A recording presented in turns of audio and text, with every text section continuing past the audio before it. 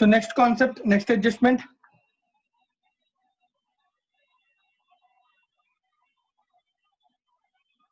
Adjustment number 5.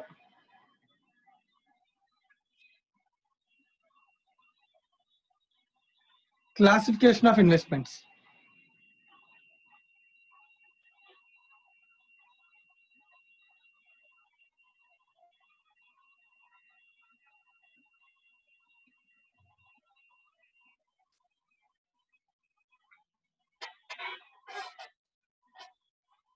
Classification of investments.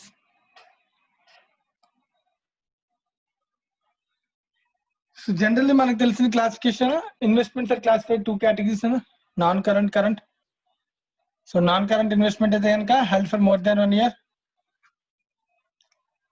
Current investment అంటే కనుక దాన్ని immediate within a period, within 1 year లో దాన్ని మనం అమ్మాలి ఇంటెన్షన్ ఉంటే కనుక, సేల్ చేసే ఇంటెన్షన్ ఉంటే కనుక, ట్రేడ్ చేసే ఇంటెన్షన్ ఉంటే కనుక దాన్ని మనం జనరల్ గా అంటాం కరెంట్ ఇన్వెస్ట్మెంట్ అని అంటాం. సో బ్యాంకింగ్ సెక్టర్ లో ఇన్వెస్ట్మెంట్స్ ని క్లాసిఫికేషన్ 3 కేటగిరీస్ లో జరుగుతుంది.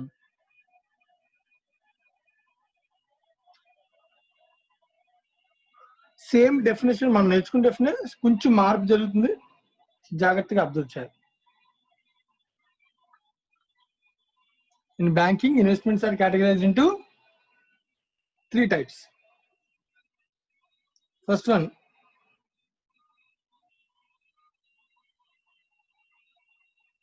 held to maturity,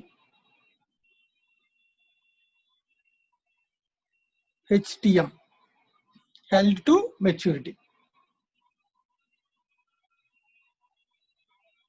Next category, held for trading, HFT. Last one, available for sale,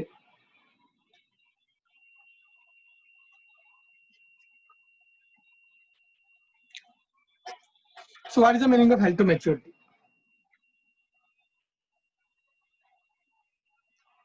These are the securities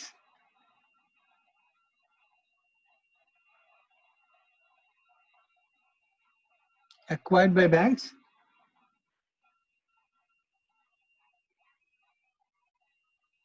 with the intention to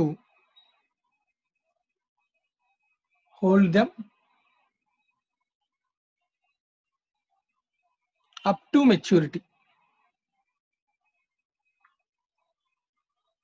These are securities acquired by banks with an intention to hold them up to maturity. So ఏదైతే invest చేసానో అది mature అయ్యేంత వరకు, so life long దాన్ని అలా ఉంచాలి అని intention, right? దాని life ఉన్నంత వరకు ఉంచాలని ఇంటెన్షన్ ఉంటే that is called held to maturity investment. Second category,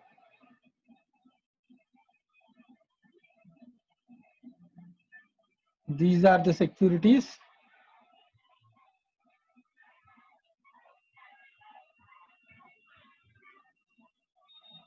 acquired by banks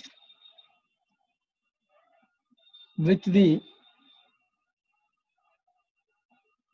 intention to trade. ఇక్కడ intention to hold them up to maturity, ఇక్కడ ఏంటంటే with the intention to trade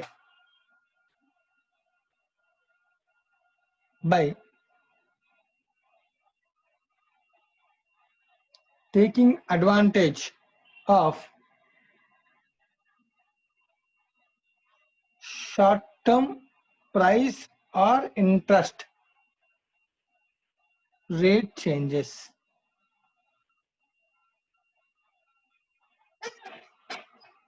so ఇక్కడ intention observe చేశాను, చాలా simple గా అర్థమవుతుంది కదా. ఈ కేటగిరీలో ఇంటెన్షన్ అన్న ఇంటెన్షన్ టు ట్రేడ్, సో అమ్మడం కొనడం. సో ఈ యాక్టివిటీ పాయింట్ ఆఫ్ వ్యూలో మనం చూసి ఇన్వెస్ట్ చేస్తే, బ్యాంక్ ఒక దగ్గర ఇన్వెస్ట్ చేస్తే then that investment is known as held for trading investment. Last one, these are the securities which do not fall within the two above categories. Above two categories. These are the securities which do not fall within the above two categories. అంటే మన intention till the maturity అని మనం చెప్పలేకపోతున్నాం, అలాగే మన intention trade అని కోసం కూడా మనకు ఆ పాయింట్ ఆఫ్ వ్యూ లేదనుకున్నాను. So then it will be classified as available for sale. Right. Next, ఈ ఇన్వెస్ట్మెంట్ ఒక limit, max limit 25% of total investment. So bank ఎక్కడైనా ఇన్వెస్ట్ చేయాలనుకున్నప్పుడు దానిలో 25% మాక్సిమం 25% హెల్డ్ టు మెచ్యూరిటీలో ఇన్వెస్ట్ చేయాలి.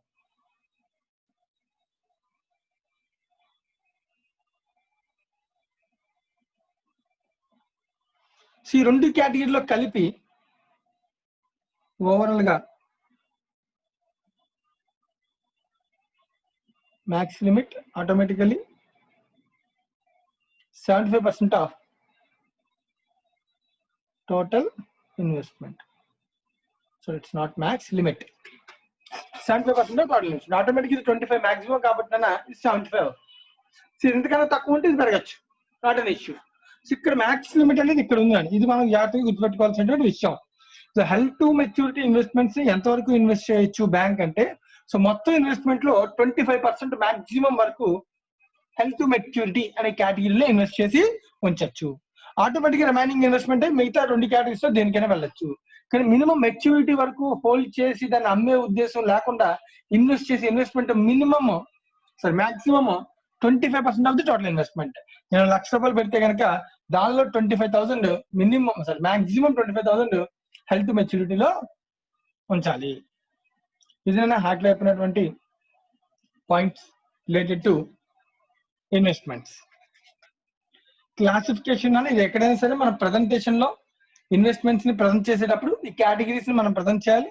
ఒకవేళ అది ఉంటే కనుక, అంటే వాడు క్వశ్చన్ లో ఫర్ ఎగ్జాంపుల్ ఇన్వెస్ట్మెంట్స్ ఇచ్చాడు, బ్యాలెన్స్ షీట్ ప్రిపేర్ చేయమన్నాడు, ఇన్వెస్ట్మెంట్ వాల్యూస్ మనం చేసాం, ఇన్వెస్ట్మెంట్ వాల్యూస్ వాడు ఇచ్చినాయని చూసాం. సో టోటల్ ఇన్వెస్ట్మెంట్ ని కౌంట్ చేస్తే 25% ఉందో లేదో కూడా చెక్ చేయొచ్చు. లేకపోతే ఆ ఇన్ఫర్మేషన్ మనం ఏం చేయాలి, ఇన్ఫర్మేషన్ ప్రజెంట్ చేయాలి. Right, the held maturity investments are not the limit with in the limit of 25% అని. Right, this is the adjustment relating to investment.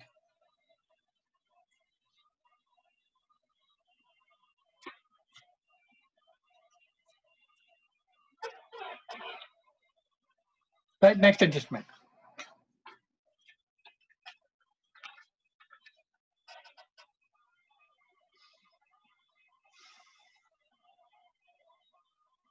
Adjustment number 6.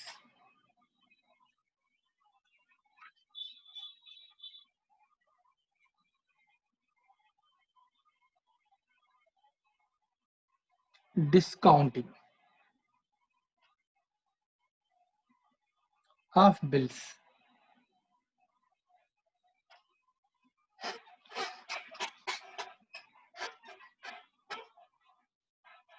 So discounting of bills చాలా easy thing. So దీనిలో మనం first of all journal entries, basic గా మనకి already foundation లో అయిపోయినటువంటి concept bills of exchange లో మీరు నేర్చుకున్నారు.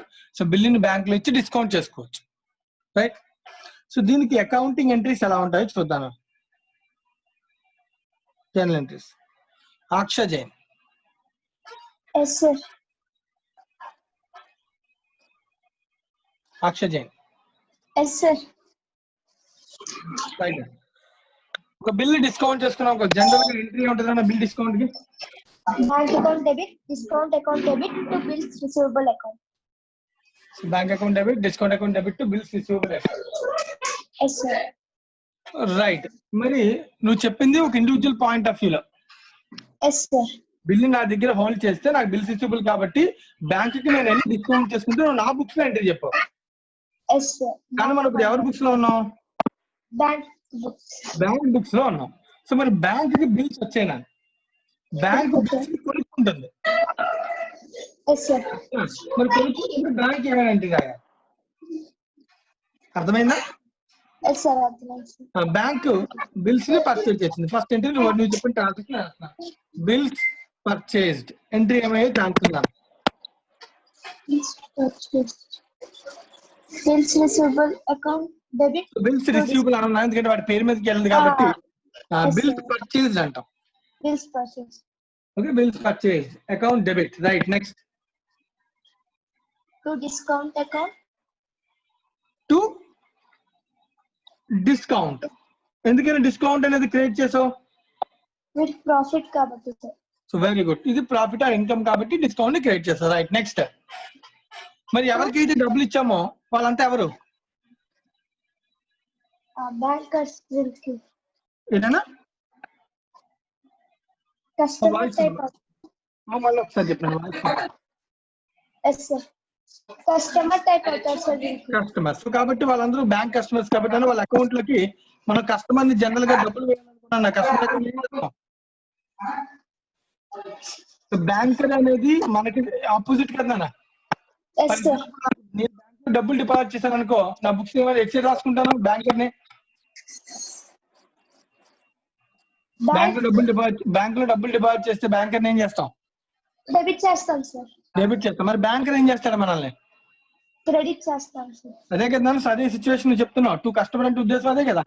మన అకౌంట్ లో క్రియేట్ చేశారు, సో మన అకౌంట్ లో డబ్బులు వేస్తాడు. yes sir. రైట్, యూజ్ చేశారా?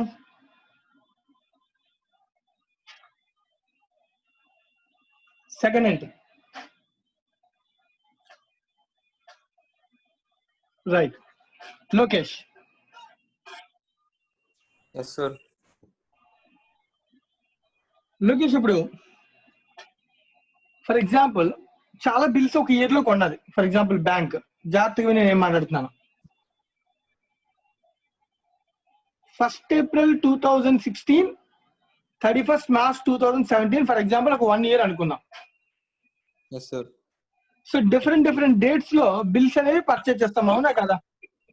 Yes sir. Right, for example నేను 30th June ఒక బిల్ పర్చేజ్ చేశాను. బ్యాంక్ రాని, ఇదంతా ఎవరి గురించి మాట్లాడుతున్నాను నేను? బ్యాంక్. అలాగే 30th September లో కూడా ఇంకొక బిల్ పర్చేజ్ చేశాను. 31st December లో కూడా ఇంకో బిల్ పర్చేజ్ చేశాను. 30th March ను కూడా ఇంకొక బిల్ పర్చేజ్ చేశాను. ఓకేనా? Yes sir. ఏవైతే నేను బిల్స్ పర్చేజ్ చేశానో ఈ బిల్స్ అన్నిటి మీద నేను ఎంట్రీ రాస్తాను కదా. Yes sir. ఈ ఎంట్రీ రాసినప్పుడు ఈ బిల్స్ అన్నిటి మీద నేను ఏమని రాస్తాను? ఆల్రెడీ ఇన్కమ్ ని క్రెడిట్ చేశాను. Yes sir. కానీ బిల్కు కాన్సెప్ట్ ఉంటది. ఏంటది?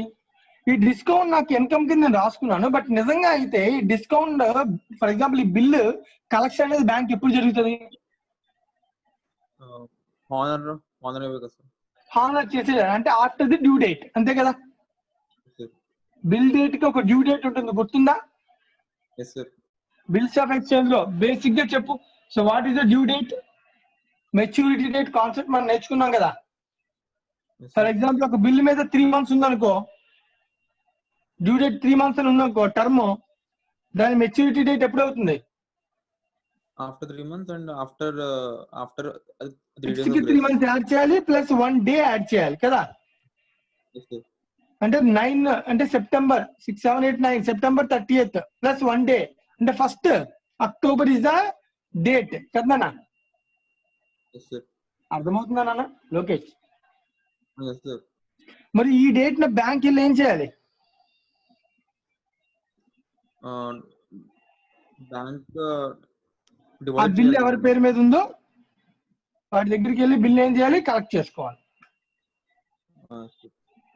మన ప్రొసీజర్ అర్థమవుతుందా? గుర్తుందా అంతా? మళ్ళీ ఒకసారి చెప్పాను నేను, అందుకనే. రైట్, ఇప్పుడు నేను అడుగుతున్న క్వశ్చన్ జాగ్రత్తగా వినైతే, ఇలా బిల్స్ ప్రతిదీ కూడా 1st October అంటే 31st March లోపేనా కదా? మరి ఇప్పుడు 30th March లో ఒక బిల్ వచ్చింది అనుకో, అది 31st March లోపు కలెక్ట్ అయిపోద్దా? 1 day లో కలెక్ట్ అయిపోద్దా? టర్మ్స్ జనరల్ గా ఎలా ఉంటాయి బిల్స్ వచ్చింది? 2 months, 3 months, 4 months, 5 months కూడా మనం చదివాం కదా. సో యాక్ట్ ప్రకారం మనం మాట్లాడద్దు. యాక్ట్ ప్రకారం అయితే 3 months అయితే పక్కన పెట్టే, జనరల్ గా బిల్స్ ఎక్స్చేంజ్ లో 3-4 months రాస్తాం. మరి అలాంటప్పుడు 30th మార్చిన బిల్లు రాగానే నేను దీనికి ఎంట్రీ ఇది రాసేసాను అనుకో, ఇన్కమ్ ని క్రెడిట్ చేస్తానా లేదా? Yes, sir. కానీ నిజంగా మాట్లాడుకుంటే 30th మార్చిన ఇన్కమ్ ఈ పీరియడ్ లో ఎర్న్ అయ్యేది కాదు. ఇది ఎప్పుడు ఎర్న్ అవుతుంది? Honor ఎప్పుడు సార్? హానర్ అవడానికి ఫర్ ఎగ్జాంపుల్ ఒక 3 months అనుకో, అంటే ఫర్ ఎగ్జాంపుల్ నాకు మేలోనో 31st May 2017 లో అనుకుందాం ఫర్ ఎగ్జాంపుల్ డ్యూ డేట్ నాకు డబ్బులు వస్తాయని, అంటే నేను ఇక్కడ నుంచి ఇక్కడ దాకా అమౌంట్ నేను ఏం చేయాలి? ఇన్కమ్ ని స్ప్రెడ్ చేయాలి. Yes, sir. కానీ నేను ఈ రెండు కౌంట్ చేస్తే డిస్కౌంట్ ఇన్కమ్ లో ఎర్న్ అవ్వని ఇన్కమ్స్ కూడా ఉన్నాయి. ఎందుకంటే ఇక్కడికి అయింది కేవలం 1 day అయింది, కానీ ఇక్కడ యాక్చువల్గా ఇంకొక 3 months అవ్వాలి కదా. Yes, sir. మరి అలాంటప్పుడు ఈ ఇన్కమ్ మొత్తాన్ని, డిస్కౌంట్ మొత్తాన్ని ఇన్కమ్ అనొచ్చా? No, sir. అర్నడ్ అనొచ్చా? పోనీ first of all Sir. Earned అనొచ్చా? ఎర్న్ అయిన ఇన్కమ్ అనొచ్చా? దీన్ని ఎక్రూడ్ అనొచ్చా? పోనీ No, sir. అనకూడదు. ఎందుకని ఇది ఎక్రూవే అవ్వలేదు. ఇంకా ఎక్రూ ఎప్పుడు అవుద్ది? Honor అయిపోయాక. హానర్ అయ్యే టైంకి.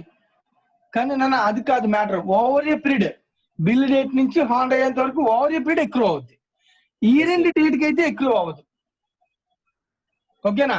సో దీన్ని జనరల్ గా నన్ను ఒక ఇన్కమ్ ముందే వస్తే దాన్ని ఏమంటాం? అడ్వాన్స్. అడ్వాన్స్ అంటాం. ఇన్కమ్ రిసీవ్డ్ ఇన్ అడ్వాన్స్ కదా. Yes, sir. ఒక ఇన్కమ్ ముందే వచ్చేసింది అనుకోనన్నా దాన్ని ఆ లెడ్జర్ నుంచి ట్రాన్స్ఫర్ చేసి ఏ లెడ్జర్ కి ట్రాన్స్ఫర్ చేయాలి? Income in advance. Sir. ఒక లెడ్జర్ ఇన్కమ్ వచ్చింది ఒక పీరియడ్ లో, ఈ పీరియడ్ లో ఇన్కమ్ వచ్చింది, కానీ అది ఈ పీరియడ్ కాదు నెక్స్ట్ పీరియడ్ అని తెలుసు నీకు. అప్పుడు ఎంట్రీ అని రాస్తావు. Income in advance account debit to income. Income advance account, ఇన్కమే క్రియేట్ అయిందన్న దాన్ని క్యాన్సిల్ చేయాలంటే డెబిట్ చేయాలి. Income account debit to income received in advance. Received in advance is a liability. Yes, sir.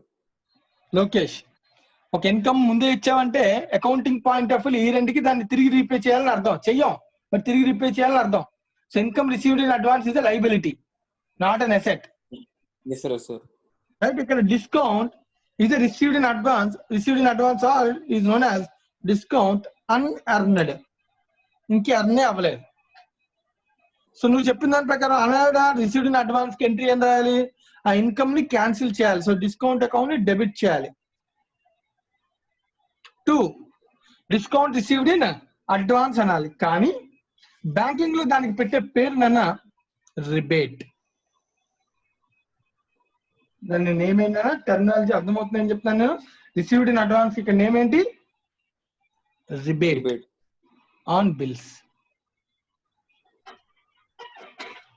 Point అర్థమైందా? క్లియరేనా? Yes, sir.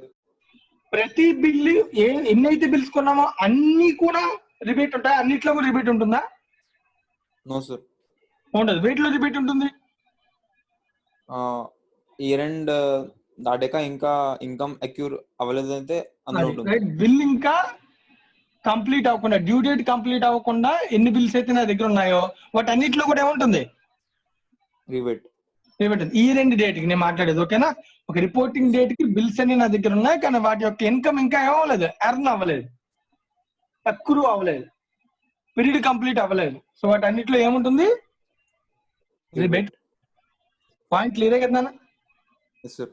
Lokesh ఇంకొక point complete చేసి, ఒకవేళ ఇదే రిబేట్ ఈ ఇయర్ లో ఇన్కమ్ అవుతున్నాను, బట్ నెక్స్ట్ ఇయర్ లో ఏమవుతుంది? Income received in advance. Year లో income received in advance, next year లో ఇన్కమ్. మరి అలాగే ఇప్పుడు ఈ రిబేట్ కూడా లాస్ట్ ఇయర్ దానికి, ఇప్పుడు ఇది ఈ ఇయర్ లో ఉన్న డిస్కౌంట్ ని ట్రాన్స్ఫర్ చేశాను. మరి లాస్ట్ ఇయర్ అయితే, లాస్ట్ ఇయర్ లో రిబేట్ ఉందంటే అది ఇయర్ లో ఏమవ్వాలి? ఇన్కమ్ అవ్వాలి సార్.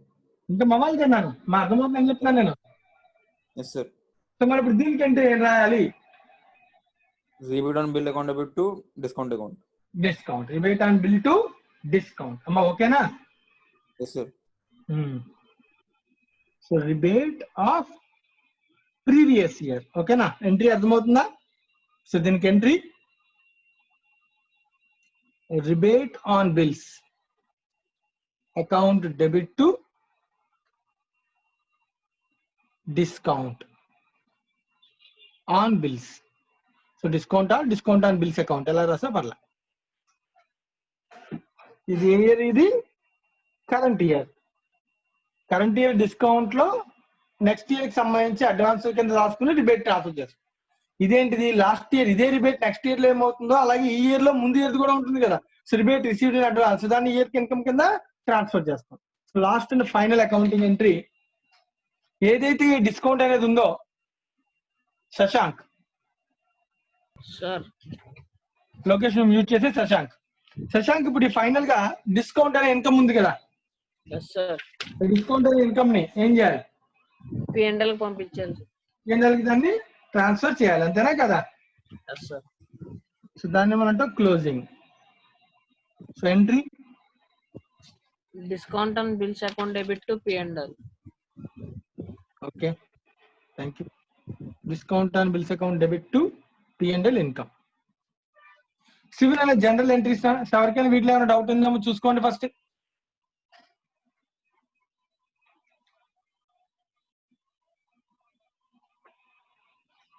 ఫోర్ ఎంట్రీస్ లో ఎవరికైనా ఏదైనా డౌట్ ఉంటే అడగచ్చు.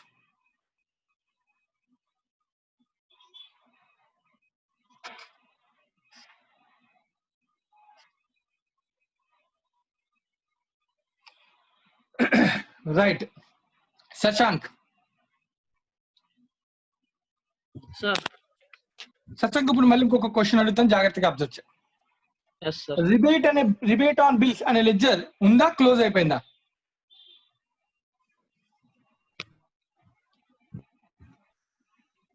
క్లోజ్ అయిపోయింది sir.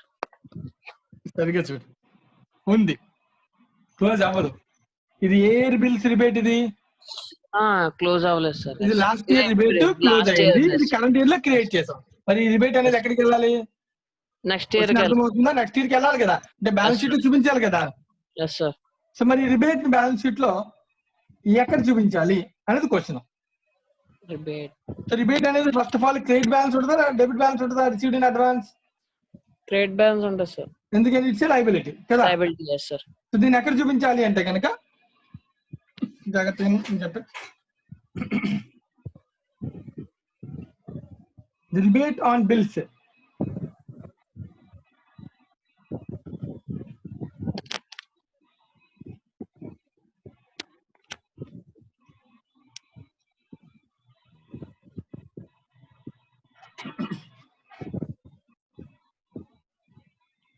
will be shown as a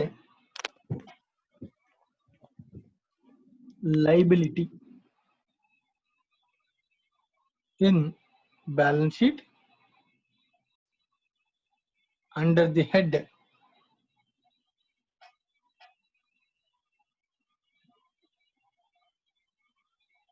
other liabilities.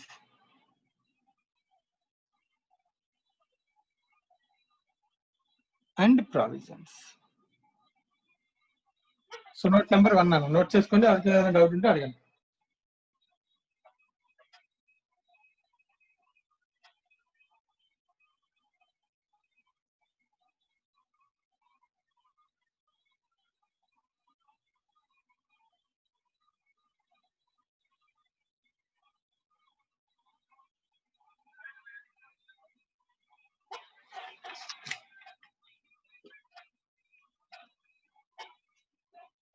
Note number 1.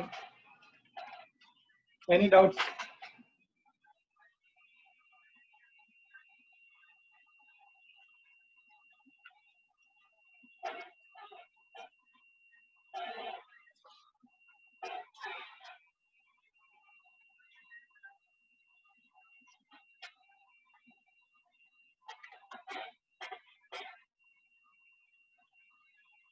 చెప్పు శశాంక్, ఇదే విషయం మనం ఆల్రెడీ ఇంతకు ముందు కూడా ఒకటి నేర్చుకున్నామా?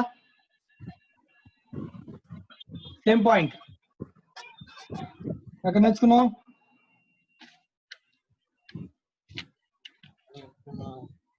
వెనక్కి ముందుకి తిప్పడం కాదు, ఇక్కడ వర్డ్ లోనే ఉంది చూడు.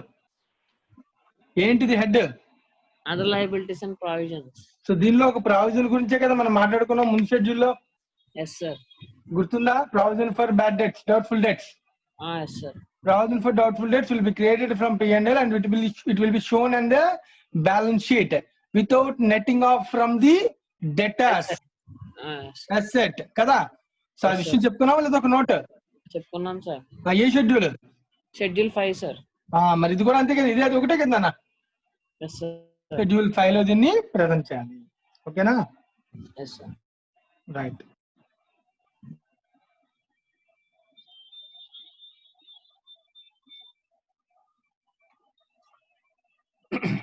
ఎవరికైనా ఇంకేమైనా డౌట్స్?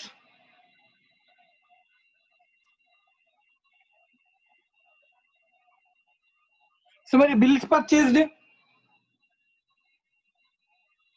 అక్షయ్, నీ బిల్స్ ఏవైతే మనం పర్చేజ్ చేసామో ఇవన్నీ Yes, ఉన్నాయి sir. కదా నాన్న. మరి బిల్స్ Yes, పర్చేజ్ sir. చేసిన బిల్స్ అన్ని ఎక్కడ చూపించాలి? Bills purchase.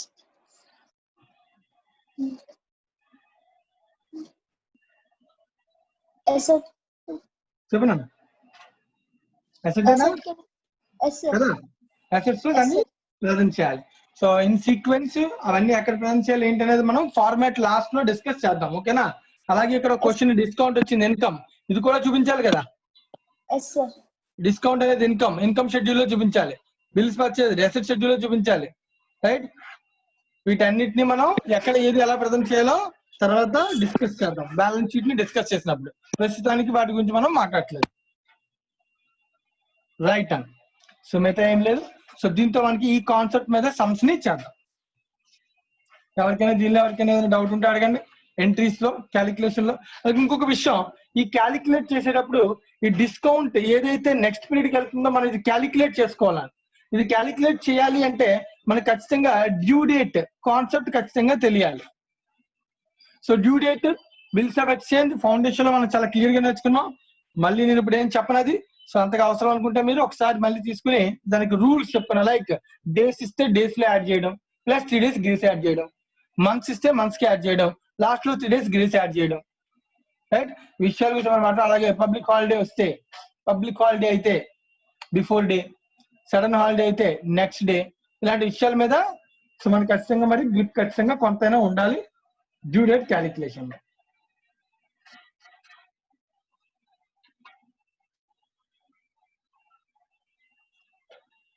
అందరూ కూడా ఇల్లస్ట్రేషన్ నెంబర్ 1 అండర్స్టాండింగ్ కోసం ఒక క్వశ్చన్ చేద్దాం.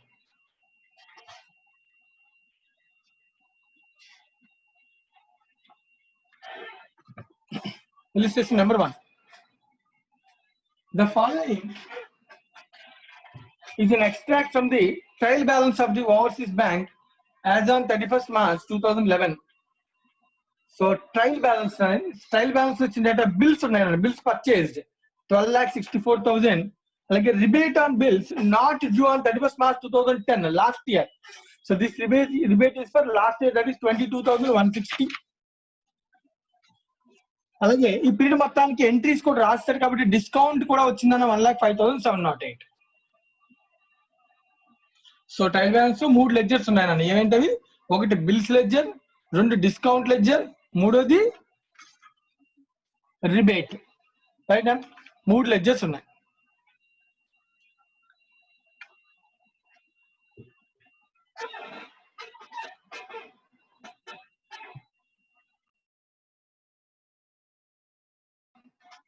Right. An analysis of the bills discounted is as follows.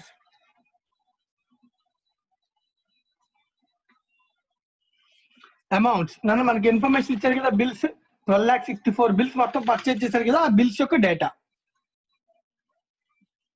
1,40,000 check చేసుకోవాలండి. ఎందుకైనా మంచి ఒకవేళ టోటల్ సరిపోతుందా లేదా, ఒకవేళ ఇంకేమైనా ఇన్ఫర్మేషన్ ఉందా.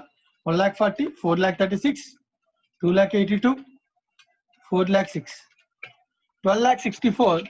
The amount debited is 12,64,000 bills purchased. అలాగే due date. So due dates కూడా ఇచ్చాను. ఎప్పుడెప్పుడు ఈ బిల్స్ అన్ని కూడా నాకు ఏదైతే బిల్స్ డెబిట్ లో ఉన్నాయో ఈ బిల్స్ అన్ని కూడా డ్యూ డేట్ కి వాటి డ్యూ డేట్స్ ఎప్పుడు ఉన్నాయో చెప్పండి. సో మన అకౌంటింగ్ ఎప్పుడు అవుతుంది? 31st March 2011. కానీ డ్యూ డేట్స్ అన్ని ఎప్పుడు ఉన్నాయో చూడండి, ఆఫ్టర్ 31st March. అంటే ఈ బిల్స్ అన్ని కూడా ఇంకా కరెక్ట్ అవ్వలేం బిల్స్, అవే కదా బ్యాలెన్స్ షీట్ లో కనబడతాయి. ఒకవేళ కలెక్ట్ అయిపోతే అది ఆటోమేటిక్ గా క్యాన్సిల్ అయిపోతుంది కదా. నా కస్టమర్ ని క్రెడిట్ చేశాను, నా కస్టమర్ డబ్బులు ఇచ్చాడు అనుకున్నాను, వాళ్ళు వేరే బిల్ ఎవరైతే డబ్బులు పే చేయాలో ఆ పర్సన్ దగ్గరికి వెళ్ళి బిల్ ప్రదానం చేసి డబ్బులు తెచ్చుకున్నాను అనుకో, సో ఆటోమేటిక్ గా ఇంకా బిల్ అనేది ఉంటుందా? ఉండదు. సో బిల్స్ పర్చేజ్ అనే లెడ్జర్ నా ట్రయల్ బ్యాలెన్స్ లో కనబడుతుంది అంటే అర్థం ఆ బిల్స్ ఇంకా మెచ్యూర్ అవ్వలేదు. ఏ డేట్ కి? ఈ రెండుకి. సో మెచ్యూర్ అవ్వన బిల్స్ 4 ఉన్నాయి, వాటి యొక్క టోటల్, అలాగే వాటి యొక్క డ్యూ డేట్స్, అలాగే వాటి యొక్క డిస్కౌంట్, ఎంత డిస్కౌంట్ రేట్ కి మనం దాన్ని యాక్సెప్ట్ చేసాం. ఇదైనా వాడు ఇచ్చినటువంటి information. Calculate the rebate on bill 31st March 2011 and show the necessary journal entries. ఇది నా క్వశ్చన్. సో చెక్ చేసుకొని ఎవరికైనా క్వశ్చన్ ఏదైనా డౌట్ ఉంటే అడగండి.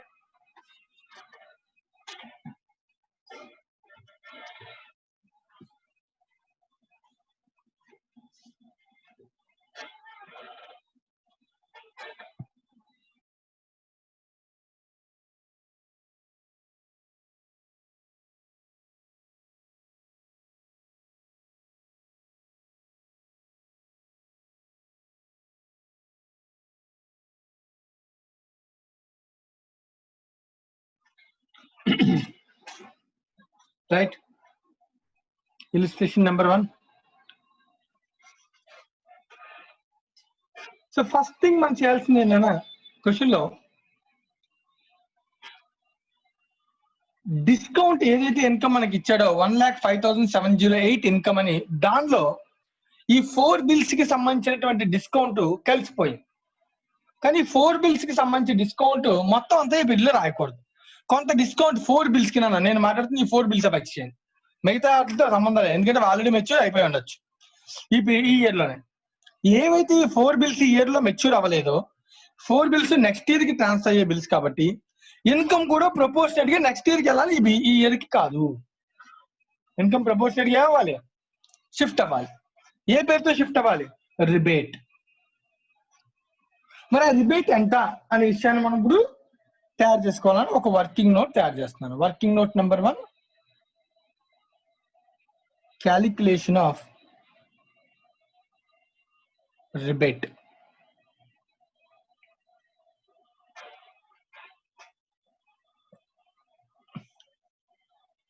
సో మనకి ఇక్కడ 4 బిల్స్ ఉన్నాయి. Bill amount, due date,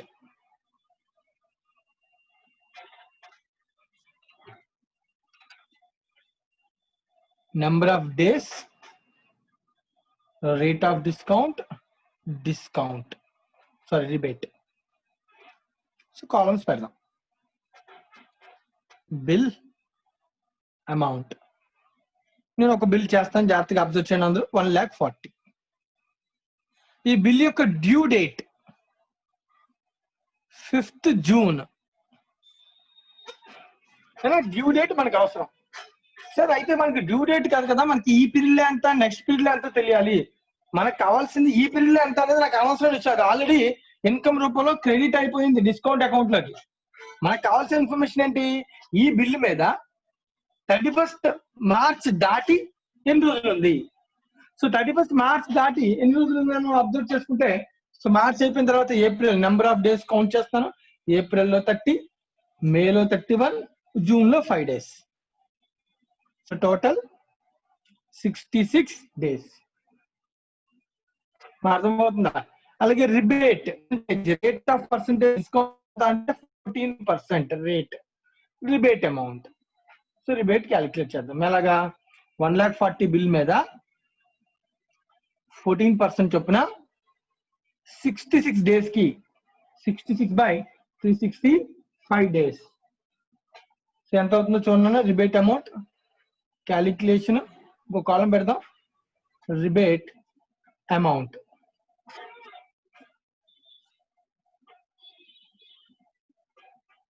Akshay Yes, sir. చెప్పమ్మా క్యాలిక్యులేషన్ ఎంత? 3544. 3544. అమ్మ ఇది అర్థమైంది అందరికి? నేను చెప్పిన పాయింట్ ఇది అర్థమైందమ్మా? సో ఎందుకు మనం 66 days కే కట్టాం? జనరల్ గా bill due date, bill term మొత్తం కట్టాలి కదా. కానీ అది నెక్స్ట్ ఇయర్ అంటే నెక్స్ట్ టర్మ్ మనకు కావాల్సింది బిల్. అంటే ఇప్పుడు ఈ 3544 దేనిలో కలిసిపోయింది? Present year discount received present year. Sir discount received ఎంత అమౌంట్ రాసేది చూడు ట్రయల్ బ్యాలెన్స్ లో. 1,05,708. అంటే దీనిలో ఇది కలిసిపోయింది, కానీ యాక్చువల్ గా దీనిలో కలవకూడదు. Yes, sir. ఎక్కడికి వెళ్ళాలి? Rebate on bill next year ki sir. Next year rebate కి వెళ్ళిపోవాలి. Right right. Yes, అలాగే sir. నెక్స్ట్ కూడా క్యాలిక్యులేట్ చేద్దాం. క్యాలిక్యులేట్ చేసి చెప్పు. 4,36,000 June 12. 12th June June. 12. So number of days 30 plus 31 May, April, May, June 12th. So total Yes. 73 days. 73 days. So 14% is కూడా 14%. So rebate calculate చేయను. 12,208. 4,36,000 into 14% into 73 by 73/365 amount నాన్న 12,208. 208. Yes. Next one 2,82,000. 2,82,000. Right. Due date. June 25. So 25th June. So 30 plus 31 plus 25. 86 days. 86 days. Rate of discount 14. So 2,82,000 into 14% into 86 by 365. 9302. 9302. Yes, sir. Right. And the last one 4,06,000. July 6. 4,06,000. 6th July. 30, 31, 36. Anjana? Yes, sir. Total. 97. 97 days. Right. So calculation rate of 16%. discount 16%. Okay. So calculate చేసే amount అంతా చెప్పానా? 17,263. 17,263. So total this rebate అంతా చూడనా? Yes, sir.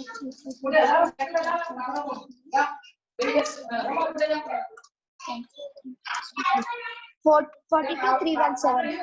Okay, right. 42,317. Right now. Thank you. Mute చేశాను. Yes, sir. ఇవి మొత్తం rebate నానా జాగ్రత్తగా అబ్జర్వ్ చేయాలి. ఎవరికైనా దీనిలో ఏమైనా డౌట్ ఉందేమో చెక్ చేసుకోండి. ఈ రిబేట్ ఇన్కమ్ లో కలిసిపోయిందని మనకి ఇచ్చినటువంటి క్వశ్చన్ లో డిస్కౌంట్ ఇన్కమ్ అనే ఇన్కమ్ 1,05,708 ఇచ్చాడు, దానిలో కలిసిపోయింది. రైట్. సో మన క్వశ్చన్ లో అడుగుతుంది ఏంటి? కేవలం calculate the rebate and show the general entry. So దీనికి జనరల్ ఎంట్రీస్ రాయాలి. ఈ ఎంట్రీస్ ని మనం పాస్ ఆన్ చేయాలి.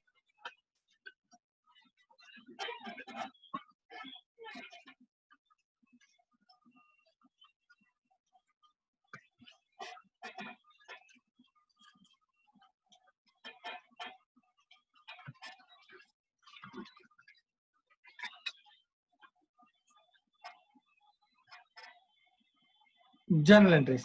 First one. Bills purchase. Lokesh. Yes, sir. First entry bills purchase entry. Bills purchase account debit 12,04,000. Next. To discount 1,05,708. Okay, next. To customers.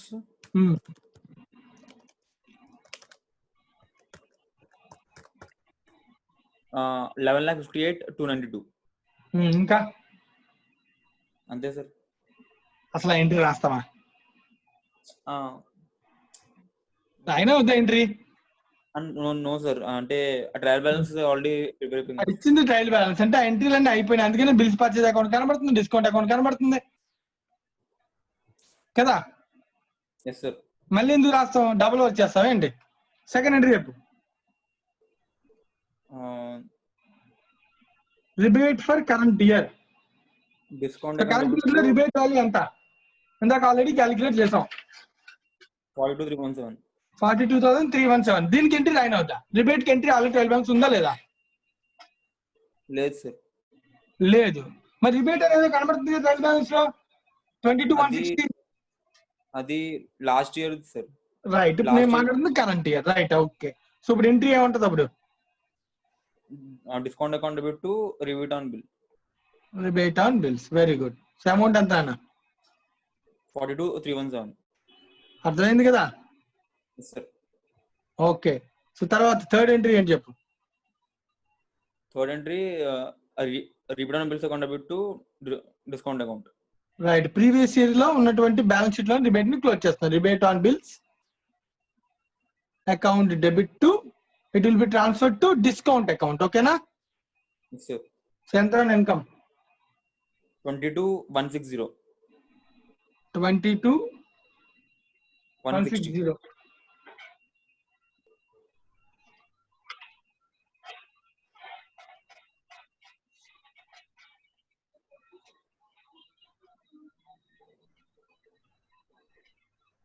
Last fourth entry Discount account debit to P&L. Discount మొత్తాన్ని close చేయాలి. So discount account debit to P&L. నా income ఎంత అంటే ఎలా చెప్తాం? So already trial balance income ఎంత ఉంది? 1,05,708 right. Plus మళ్ళీ ఇన్కమ్ క్రెడిట్ అయింది ఇక్కడ ఎంత? 22,160. 22,160 మైనస్ ఇక్కడ డిస్కౌంట్ డెబిట్ అయి తగ్గిపోయింది. మైనస్ ఎంత? 42,317. ఇంకా నా ఇన్కమ్ ఎంత ఉంది అప్పుడు? 85,550. 85,551 is transferred to P&L. ఓకేనా? Yes, sir. Right. So question లో ఓన్లీ జనరల్ ఎంట్రీస్ అడిగాడు కాబట్టి చేసాం నాన్న. సమ్ టైమ్స్ లెడ్జర్స్ కూడా అడగచ్చు. సో ఫస్ట్ క్వశ్చన్ కాబట్టి అన్ని చేసేద్దాం. ఓకేనా? Right. Shashank.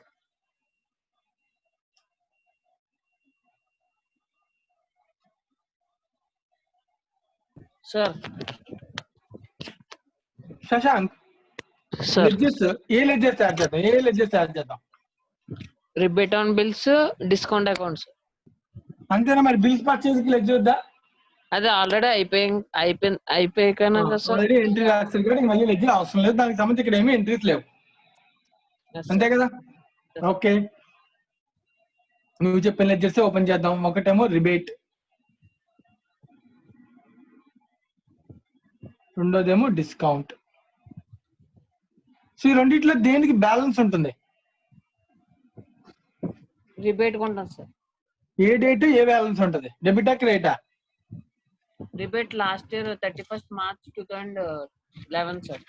So 1/4/2011 credit balance debit balance నేను క్రెడిట్ సైడ్ రాశాను. క్రెడిట్ బ్యాలెన్స్ అనుకుంటున్నాం. అనుకోవడమా? ఏ పాపం ఎగ్జాక్ట్ చెప్పలేవా? రిబేట్ అంటే కాన్సెప్ట్ ఏంటి? రిబేట్ కాన్సెప్ట్ ఏంటి? Income received in advance. Income received in advance ఏ బ్యాలెన్స్ ఉంటుంది అంటే ఎప్పుడైనా? క్రెడిట్ బ్యాలెన్స్ ఉంటుంది. ఎప్పుడు క్రెడిట్ బ్యాలెన్స్ ఉంటుంది. కొత్తగా అనుకోవడం ఏమి ఉండవు. నెక్స్ట్ ఇందుకు రిబేట్ అండ్ బిల్స్ ఎంత? 22,160 సార్. 22,160 ఇది ఓపెనింగ్ బ్యాలెన్స్ ఉందా? ఈ ఓపెనింగ్ బ్యాలెన్స్ అంతా ఎక్కడికి ట్రాన్స్ఫర్ అయిపోతుంది అన్న?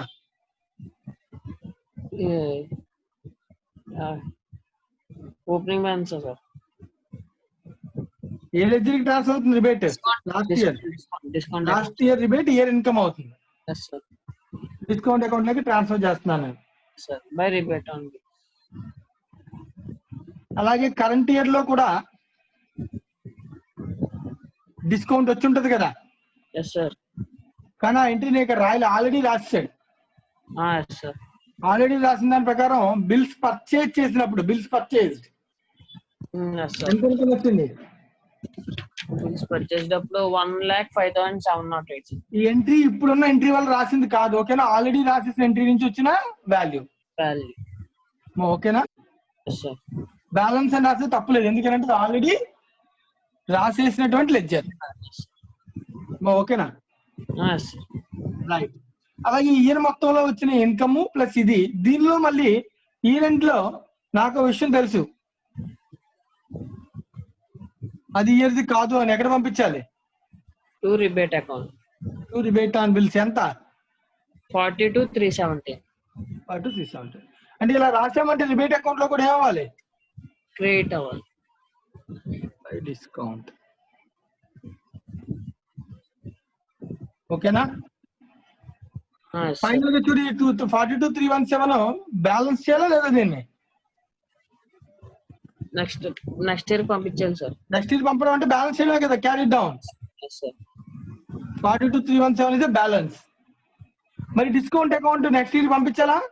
లేదు సార్, P&L లో క్లోజ్ చేసి P&L కి ఎంత వచ్చింది? ఇక్కడ ఆల్రెడీ ఇందాక రాసాం 85, 550.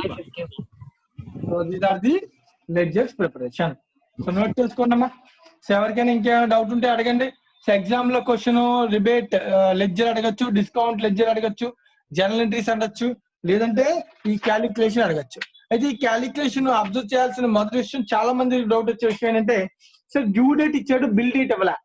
మరి బిల్ డేట్ నుంచి డ్యూ డేట్ వరకు కదా నెంబర్ ఆఫ్ డేస్ కౌంట్ చేయాలని. సో నెంబర్ ఆఫ్ డేస్ అలా ఎప్పుడు కౌంట్ చేస్తాం? టోటల్ బిల్ టర్మ్ కనుక్కోవాలనుకుంటా. నాకు టోటల్ బిల్ టర్మ్ నాకెందుకు? టోటల్ బిల్ టర్మ్ లో నాకు కావాల్సింది ఏంటి? ఈ రెండు దాటి ఆ బిల్లు నెక్స్ట్ ఇయర్ లో ఎన్ని రోజులకి వెళ్తుందో తెలిస్తే అదే కదా అన్ఎక్స్పెక్టెడ్ పోర్షన్, అదే కదా received in advance. So due date దాటి right sorry year end date దాటి ఎన్ని రోజులు డ్యూ డేట్ వెళ్ళిందో తెలియాలి. అది నెంబర్ ఆఫ్ డేస్ అంటే ఇక్కడ. అంతేగాని నెంబర్ ఆఫ్ డేస్ అంటే బిల్ డేట్ నుంచి డ్యూ డేట్ వరకు కాదు. ఈ క్వశ్చన్ అసలు బిల్ డేట్ ఇవ్వలేదు. బిల్ డేట్ ఇచ్చినా తీసుకోకూడదు. ఎందుకంటే మనకు కావాల్సింది ఏంటి? 31st March దాటి ఎన్ని రోజులు బిల్ ఇంకా ఎక్స్పైర్ అవ్వలేదు. ఆ ఇన్కమ్ అంతా ఇన్కమ్ లో ఉండకూడదు. It will be transfer to rebate. That is a concept. So number of days are calculated from which date to which date? Year end date to due date.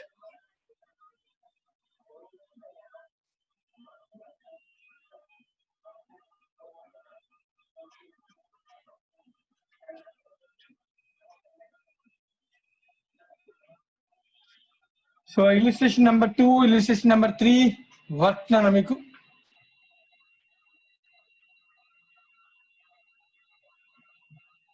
So ఇప్పుడు మన illustration number 4 చేద్దాం.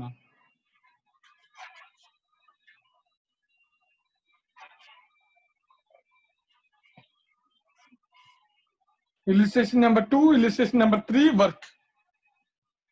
మళ్ళీ చెప్తున్నాను.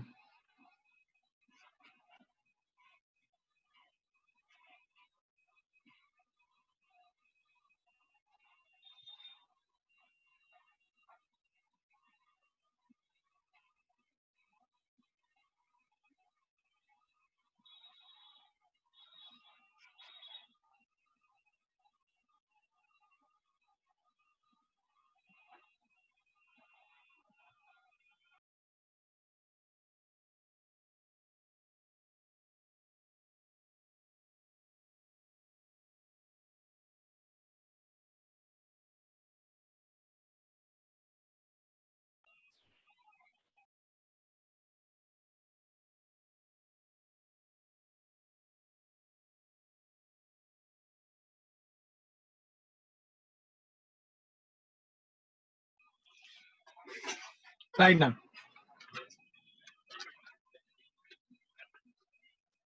Next question, illustration number 4.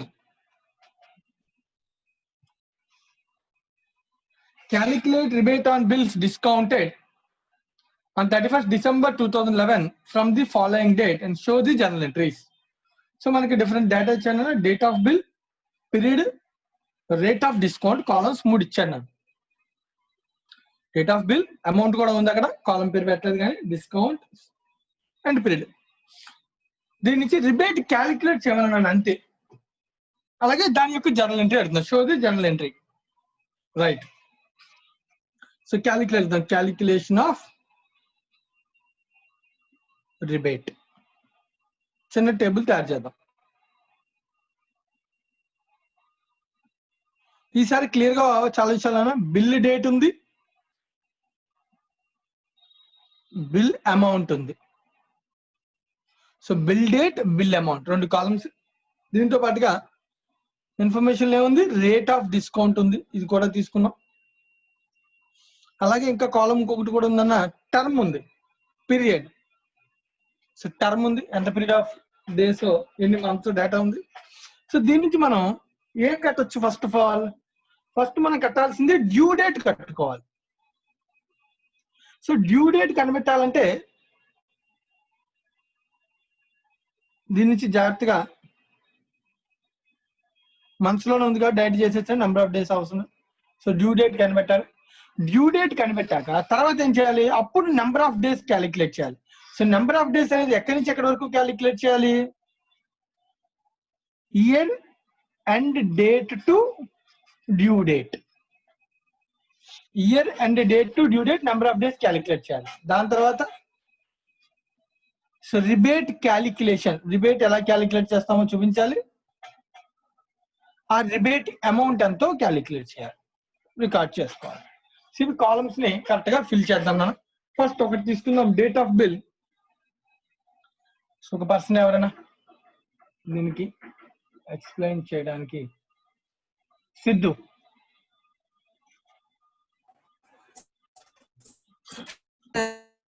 Siddhu bill date 15th October ఇచ్చాడు నా 2011 ఇచ్చాడు. First bill, bill amount 25,000 ఇచ్చాడు. Rate of discount 8% ఇచ్చాడు. అలాగే టర్మ్ 5 months ఇచ్చాడు. So what will be the due date? So 10 కి 5 యాడ్ చేయాలి. ఓకేనా? 10 కి 5 months యాడ్ చేస్తే మార్చ్ వస్తుంది. 2012 లోకి వెళ్తాం. Plus 3 days grace days add చేయాలి కాబట్టి ఎప్పుడు కూడా డ్యూ డేట్ కి 3 days. సో 3 days కలుపుకుంటే అప్పుడు ఏమో 18th March. March 2012. Right. So number of days. So number of days ఎక్కడి నుంచి కౌంట్ చేయాలి? ఇయర్ ఎండ్ డేట్ నుంచి due date. So what is the year end date in this question? 31st December 31st December, sir. Right. Number of days లోనే December అయిపోయింది. December. జనవరిలో 31, February 28, Sir, 12. sorry 12 కదా year. Leap year. 12 అంటే leap year అంటే 29. Thank you 12 leap year 29 plus March 30. March 18 days.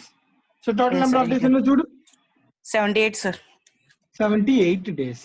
So rebate calculate చేయాలి. ఎలా calculate చేయాలి rebate? 25,000 into okay 8% okay into 78 by 365. 78 by 366. 366 అంతే కదా నాన్న? Yes, sir. క్యాలిక్యులేట్ చేస్తే డిస్కౌంట్ ఎంత చూడు, 426, sir. 426 rupees అంతేనా? Yes, sir. Right. Same way next date, bill date, next bill ఏముంది? 10th November 2011, sir. Amount, bill amount, 15,000, sir. Rate of discount, 7%, sir. Term. 4 months, sir. So due date calculate చేయి, 4 months దీనికి add చేయి. Same 13th March 2012, sir. Right, 13th March. Right. So number of days calculate చేద్దాం. జనవరి, ఫిబ్రవరి, March 13 days. Total 73, sir. 73 days. Okay. So count చేస్తే percentage calculate చేయాలన్నా rebate 15,000 into 7% into 73 days by 366 days. 209, sir. 209. Yes, sir. Yes, sir.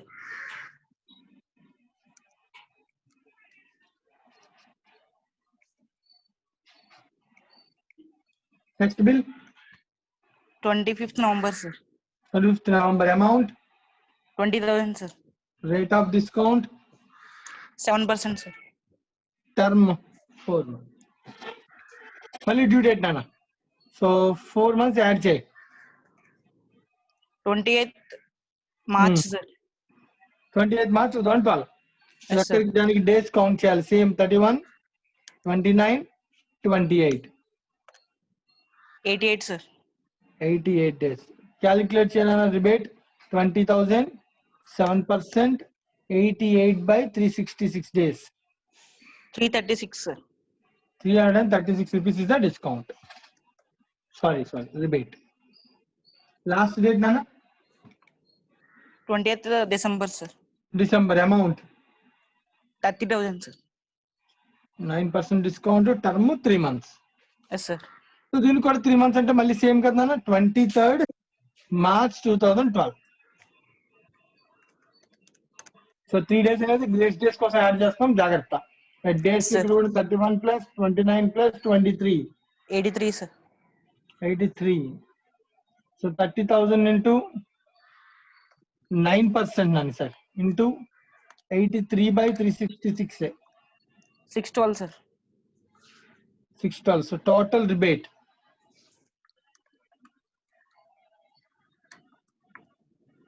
1583 sir.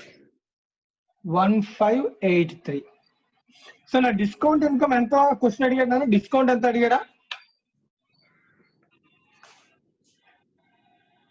Question అడిగింది ఏంటి? Entry రాయమన్నాడు sir, rebate calculate చేయమన్నాడు sir. So rebate అయిపోయింది, దీనికి entry రాస్తాను. Okay, నేను question అడుగుతుంది ఏంటంటే, నేను Yes, ఈ sir. డేటాకి డిస్కౌంట్ కనిపెట్టగలవా? టోటల్ డిస్కౌంట్ ఎంత కూడా కనిపెట్టగలవా? కనిపెట్టలేం సార్. ఎందుకు కనిపెట్టలేం?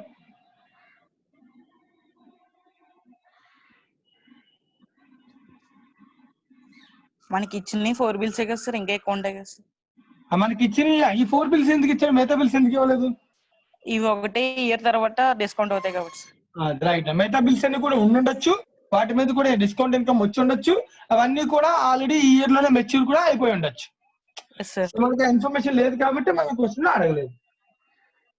Right, very good. సో దీనికి జనరల్ ఎంట్రీ ఏముంటది ఇప్పుడు? ఇంకా discount account debit to rebate down bills account. Discount account debit to rebate.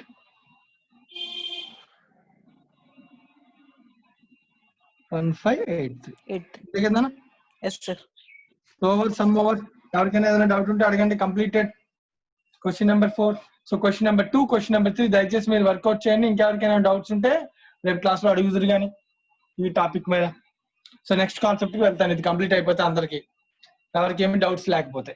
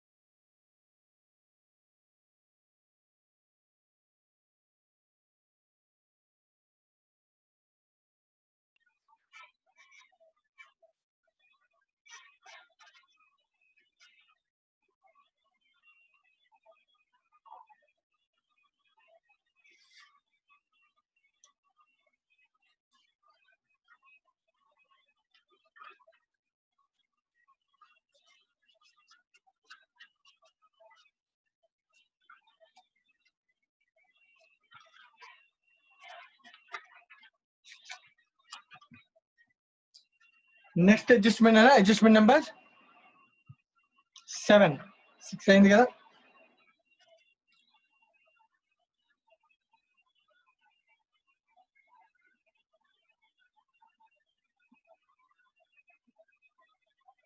Adjustment number 7. So 7, 8 అండి, ఇవన్నీ కూడా చిన్న చిన్న అడ్జస్ట్మెంట్స్ అయినా, మెయిన్ అడ్జస్ట్మెంట్స్ అన్నీ అయిపోయి చూద్దాం. Adjustment name collection of bills.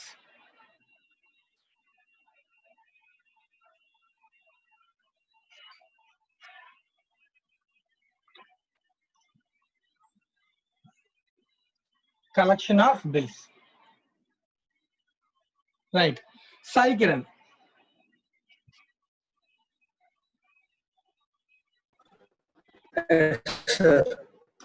చెప్పు సాయి కిరణ్, ఇది కలెక్షన్ ఆఫ్ బిల్స్ అనేది ఏంటి అసలు? దీనికి మన బిల్స్ పర్చేజ్ కి ఏమైనా డిఫరెన్స్ ఉందా? ఉంది సార్. ఏంటి దాన్ని? బిల్స్ ఫర్ కలెక్షన్ అంటే జస్ట్ బ్యాంక్ కి సర్వీస్ ప్రొవైడ్ చేస్తుంది సార్. బిల్స్ కలెక్ట్ చేసి మళ్ళీ కస్టమర్ కి ఇచ్చేస్తుంది. ఓకే, డబ్బులు కలెక్ట్ చేసి ఆ డబ్బులు మళ్ళీ కస్టమర్ కి ఇచ్చేస్తుంది. సార్ బిల్స్ పర్చేజ్ అయితే ముందే కస్టమర్ కి డబ్బులు ఇచ్చేస్తుంది సార్. ఇదైతే కలెక్ట్ చేసుకుని ఇస్తుంది. సో రెండిట్లోనే కంపెనీకి ఉండేది ఏం, బ్యాంక్ ఏంటి benefit or loss sir? Difference రెండిట్లో కూడా యాక్టివిటీ అల్టిమేట్ గా ముందు డబ్బులు ఇస్తుంది, తర్వాత డబ్బులు తీసుకుంటుంది బిల్స్ పర్చేజ్ లో.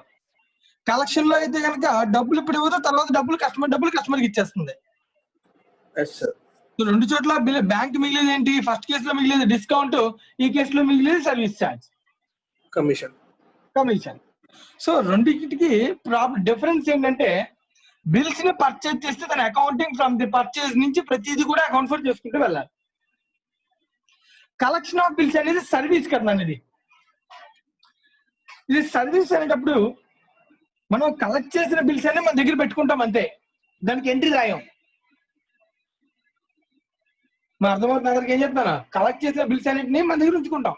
మన అంటే బ్యాంక్ వీటన్నింటినీ మన బ్యాంక్ దగ్గర పెట్టుకునే బిల్స్ ని ఏ రోజు అయితే డ్యూ డేట్ ఎంట్రీ రాయిన ఎక్కడ ఇన్ఫర్మేషన్ నోట్ చేసుకుంటుంది. ఇన్ఫర్మేషన్ మాత్రం ఎందుకు నోట్ చేసుకోవాలి, మరి సర్వీస్ ప్రొవైడ్ చేయాలి కదా మనం. సో బ్యాంక్ ఒక బిల్ వచ్చింది, like for example 30th June bill వచ్చింది. కస్టమర్ చెప్పాడు, సార్ మీరు ఒక 3 months తర్వాత వెళ్ళి బిల్లు కలెక్ట్ చేసి నా అకౌంట్ డబ్బులు వేయండి అని. నేను ఆ 3 months తర్వాత వెళ్ళి వెయ్యాలి అంటే ఆ ఇన్ఫర్మేషన్ నోట్ చేసుకోవాలి కదా, కానీ ఎంట్రీ రాయను ఎందుకంటే నేను కొనలేదు, సర్వీస్ మాత్రమే ఇస్తున్నాను. కానీ నా దగ్గరే ఉంటాయి బిల్స్, ఎస్ నా దగ్గరే ఉంటాయి, నా కస్టడీలో ఉంటాయి. సో బిల్ ఏమో నా కస్టడీలో ఉంటుంది కానీ అది నేను కొనలేదు, కానీ సర్వీస్ ప్రొవైడ్ చేయాలంటే డ్యూ డేట్ తెలియాలి, టర్మ్ తెలియాలి, అన్ని తెలియాలి క్లియర్ గా. సో బిల్లు నా దగ్గర పెట్టుకుని ఆ టైంకి డ్యూ డేట్ నాడు వెళ్ళి కస్టమర్ దగ్గర నుంచి ఆ బిల్లుకి సంబంధించి ఎవరైతే బిల్ని యాక్సెప్ట్ చేశారో ఆ పర్సన్ దగ్గర నుంచి డబ్బులు తీసుకుని ఆ డబ్బులు తీసుకెళ్లి నాకు ఎవరైతే బిల్ ఇచ్చారో ఆ పర్సన్ అకౌంట్ లోకి నేను డబ్బుల్ని ట్రాన్స్ఫర్ చేస్తాను.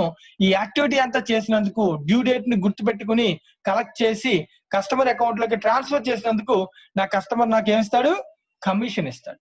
This is the activity. So whether the bill purchase, the discount is an income, whether the bills are collected on a service basis, this is also a income. So whatever be the situation, all are incomes. So a question, but ఈ bills అన్ని నా దగ్గరే ఉంటాయి sir, yes నా దగ్గర ఉంటాయి. Purchase అవి నా దగ్గర ఉంటాయి, మరి వాటికి చాలా డిఫరెన్స్ ఉంది. సో పర్చేజ్ చేస్తే నేను కొనుక్కున్నాను, నేను ఓనర్ దానికి, కానీ బిల్ ని కలెక్ట్ చేస్తే నాకు దాంట్లో ఎటువంటి సంబంధం లేదు, జస్ట్ ఒక సర్వీస్ ఏజెంట్ ని మాత్రమే. మరి ఈ బిల్స్ నా దగ్గరే ఉన్నాయి, ఆ బిల్స్ నా దగ్గర ఉన్నాయి, మరి ఎలా సార్ ఐడెంటిఫై చేసి డిఫరెన్షియేట్ చేయడం? సో అందుకనే ఈ అడ్జస్ట్మెంట్ నెంబర్ 7. ఆ డిఫరెన్షియేషన్ చేయడానికి ఒక అడ్జస్ట్మెంట్ చూపిస్తాను. అయితే బట్ డిఫరెన్షియేట్ చేయడానికి రికార్డ్ చేయాలంటే మన బుక్స్ లో ఒక అసెట్ ఒక లైబిలిటీ రికార్డ్ చేయాలి కదా సార్. సో కానీ ఒక అసెట్ రికార్డ్ చేసినా ఒక లైబిలిటీ రికార్డ్ చేసినా రాంగే, ఎందుకంటే వీటితో అసలు మనకి ఎటువంటి సంబంధం లేదు. అది మనకి అసెట్ కాదు, లైబిలిటీ కాదు.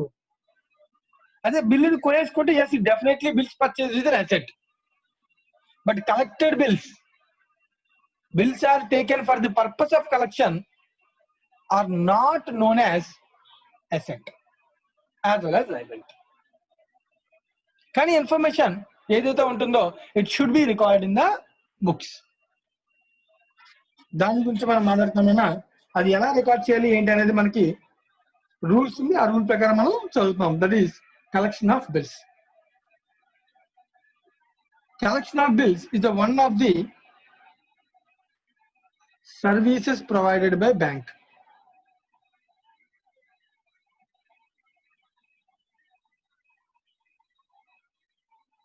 to their customers.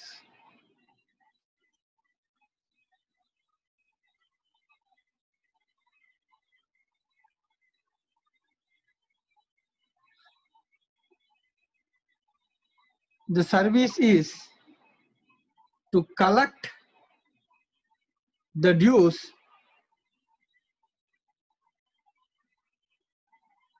against bills from the customers on due date. So it is a service, is one of the services provided to the customers. These services collect the dues on due date. So మన దగ్గర ఉన్న బిల్లుకి due date నాడు వెళ్ళి ఆ amount ని collect చేసి మన కస్టమర్ అకౌంట్ లో డిపాజిట్ చేయడం మన పని. ఇది ఒక సర్వీస్. ఈ సర్వీస్ చేసినందుకు బ్యాంక్ ఏం మిగులుతుంది అన్నారు, service charge or commission. Bank will charge commission for these services.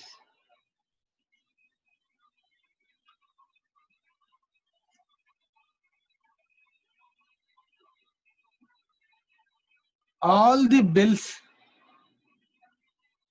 for collection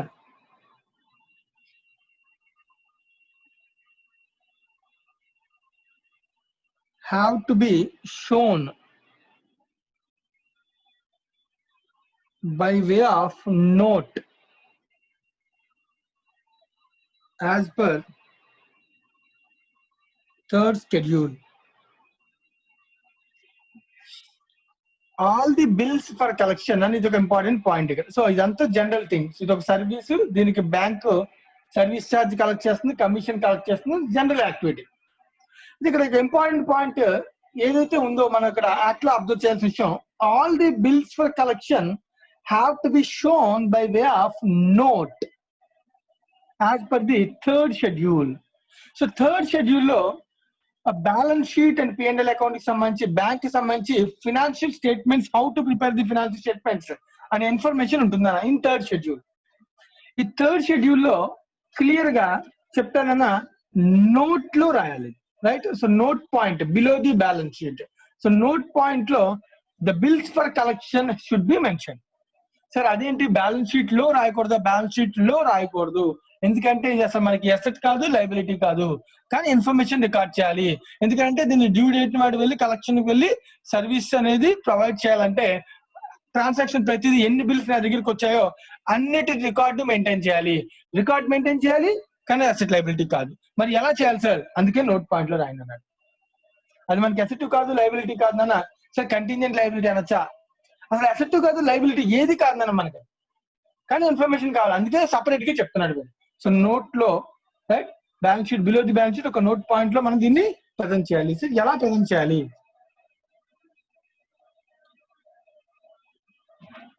two accounts have to B opened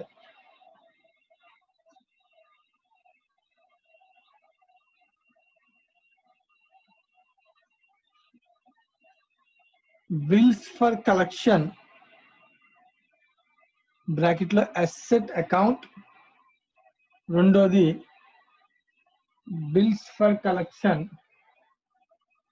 bracket లో లైబిలిటీ అకౌంట్. సో రెండు అకౌంట్స్ మెయింటైన్ చేస్తానన్నా, రెండు మిర్రర్ ఇమేజెస్ లాంటివి. సో జస్ట్ ఇన్ఫర్మేషన్ కోసం మాత్రమే ఇది మెయింటైన్ చేస్తున్నాం. So దీనికి accounting తో ఎటువంటి సంబంధం లేదు.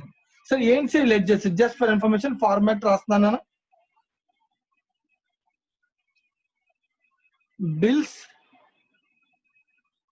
for collection asset, the same way bills for collection liability. So రెండు నాన్న. అందుకే దీని అర్థం అసలు ఈ లెడ్జరే ఓపెన్ చేస్తే దాని ఎఫెక్ట్ నిల్ అని ఫార్మాట్ కోసం చేయడమే, ఇన్ఫర్మేషన్ మెయింటైన్ చేయడం కోసం చేయాలి. ఎందుకంటే ఇన్ఫర్మేషన్ మెయింటైన్ చేస్తేనే సర్వీస్ అనేది ప్రొవైడ్ చేయగలదు. ఒకవేళ ఎసెట్ అనుకుంటే నా దగ్గర ఏవైతే బిల్స్ ఉన్నాయో last year opening balance bills నా దగ్గర ఉన్నాయి, ఇంకా డ్యూ డేట్ రావు, నా దగ్గరకే ఉంటాయి. సో ఓపెనింగ్ బ్యాలెన్స్ ప్లస్ ఏవైతే బిల్స్ కరెంట్ పీరియడ్ లో వచ్చాయో బిల్స్ ఫర్ కలెక్షన్. నా కస్టమర్స్ అందరూ బోల్డ్ బిల్స్ తీసుకొచ్చి ఇచ్చారు, సార్ కలెక్ట్ చేసి పెట్టండి అని. ఇవి లాస్ట్ ఇయర్ కి ఇంకా కలెక్ట్ చేయాల్సి, ఇవి కరెంట్ ఇయర్ లో వచ్చాయి. వీటన్నింటిని కలెక్ట్ చేసేసాను అనుకున్నాను, డబ్బులు తీసేసుకున్నాను అనుకున్నాను. Whether it is honour or dishonour, what it may be. Bills honour, honour అంటే డబ్బులు వచ్చేసాయి, హ్యాపీ. సార్ బిల్లు డబ్బులు ఇవ్వట్లేదు, డిజానర్. సో నాకేం సంబంధం, దీనికి ఏం సంబంధం లేదు కదా బ్యాంక్ కి. డిజానర్ అయినా సంబంధం లేదు, హాండ్ అయినా సంబంధం లేదు. హాండ్ అయితే డబ్బులు తీసుకొచ్చి కస్టమర్కి ఇస్తాం, డిజానర్ అనుకోనన్నా బిల్లు తీసుకెళ్లి కస్టమర్కి ఇచ్చి బాబు ఇది డిజానర్ అయింది నేను సంగతి చూసుకో అని చెప్తాను. కానీ నా దగ్గర ఉన్నటువంటి లెడ్జర్ లో ఇంకా నా బిల్ నా దగ్గర ఉండదు, తీసుకెళ్ళిపోయాడు కాబట్టి క్యాన్సిల్ చేయాలి కాబట్టి క్రెడిట్ చేస్తాం. ఫైనల్ గా ఇంకా ఏమైనా బిల్స్ ఈ పీరియడ్ లో కాకుండా నెక్స్ట్ పీరియడ్ లో కలెక్ట్ చేయాలనుకుంటే వాటికి ఏమంటాం, closing balance, carry down. This is the format. ఇదే ఫార్మాట్ ఇక్కడ కూడా మెయింటైన్ చేస్తాం సేమ్ నాన్న, ఎందుకంటే ఈ లెడ్జర్ క్లోజ్ అవ్వాలి కదా పర్పస్.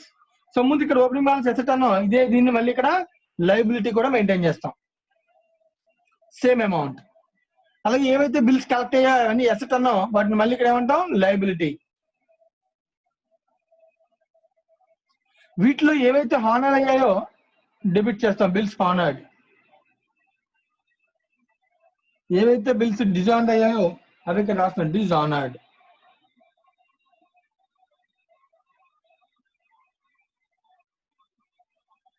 ఫైనల్ గా ఇంకా ఏవైతే బిల్స్ పెండింగ్ ఉన్నాయో నెక్స్ట్ ఇయర్ కి ట్రాన్స్ఫర్ చేస్తాం. This is the format for bills for collection. It is not an asset, not a liability. ఎవరికైనా ఏదైనా doubts?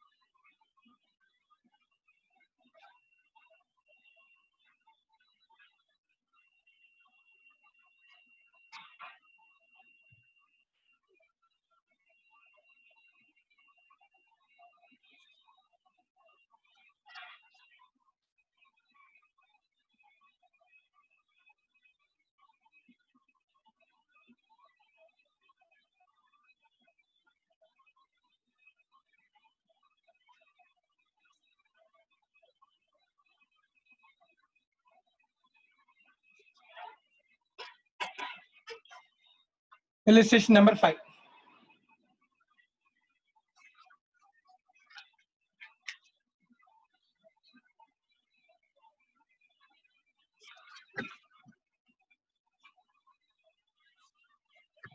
So normal question, illustration number 5. So చెప్పాల్సిన అవసరం లేదు, ఇక్కడే ఉంది. సో దాన్ని జాగ్రత్తగా అబ్జర్వ్ చేయండి, చాలా easy. And 1st April 2011 bills for collection was 7 lakhs. Opening none 7 lakhs. Opening asset liability. It's 7, but it debit is credit, cancel అయిపోతుంది automatically. During the year the bills received for collection amount to 64.5 lakhs. So collect in 64.5 lakh debit credit, asset liability. Bills collected for total 71.5 and total 64.5 plus 7 71.5. దీనిలో honour అయిన 47 cancel చేస్తాం. 47 ఇక్కడ credit, ఇక్కడ debit. Mirror images. అలాగే dishonour అన్నాను, కొంతమంది డబ్బులు ఇవ్వనన్నానంటే 5.5 dishonour, credit debit. Final గా ఇంకా బ్యాలెన్స్ ఉండిపోయిందన్న 19, 71.5 ఇవి పోయాయి. సో 19 ఏదైతే 19 ఉందో అది బ్యాలెన్స్ ఇది ఎప్పుడు కలెక్ట్ చేస్తున్నా, సర్వీస్ ఎప్పుడు ప్రొవైడ్ చేస్తుంది, నెక్స్ట్ ఇయర్ లో సర్వీస్ ప్రొవైడ్ చేస్తుంది. This is the format to be prepared. దీన్ని ఎక్కడ ప్రజెంట్ చేయాలన్నా it will be shown below the balance sheet under the head notes.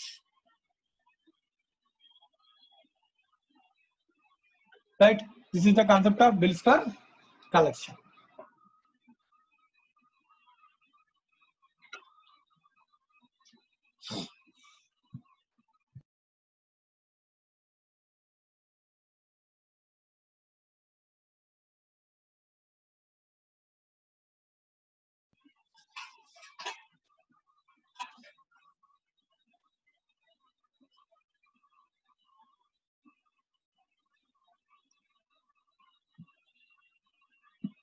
So next adjustment number 8.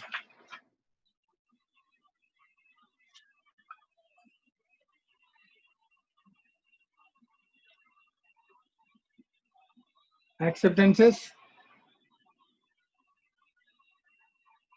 endorsements and other obligations. Acceptances, endorsements and other obligations.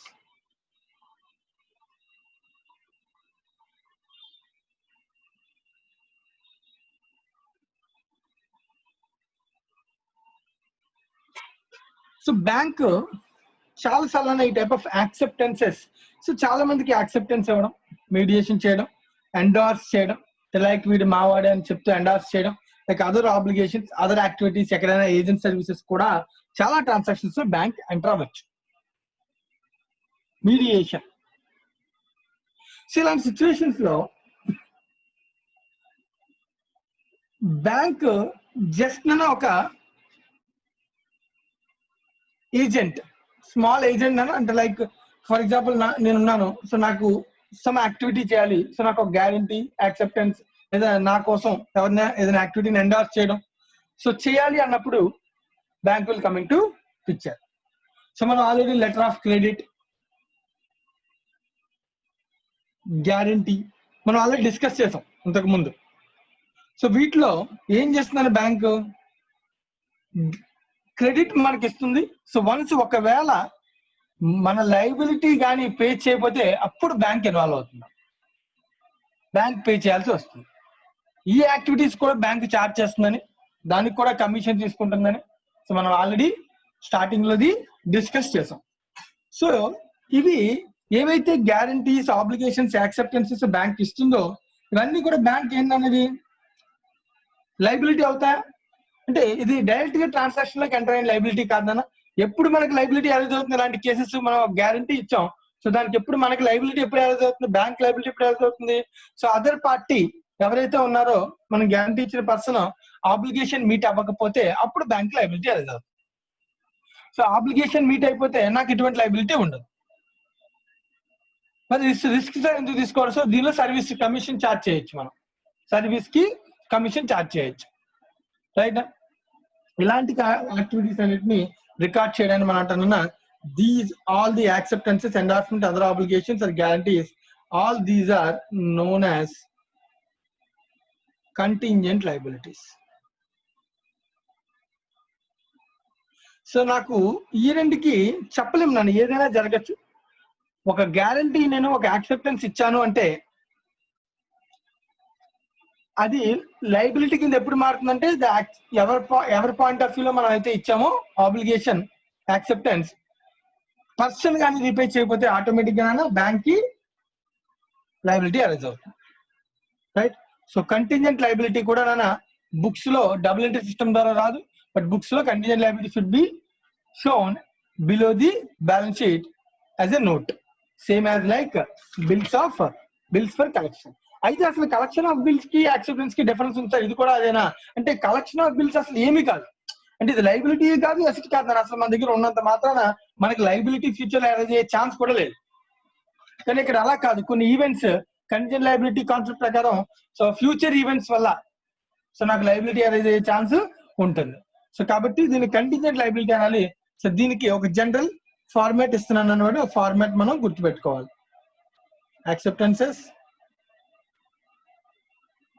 endorsements and other obligations. ఇది ఎప్పుడు నానా contingent liability నానా. So కాబట్టి balance, opening date,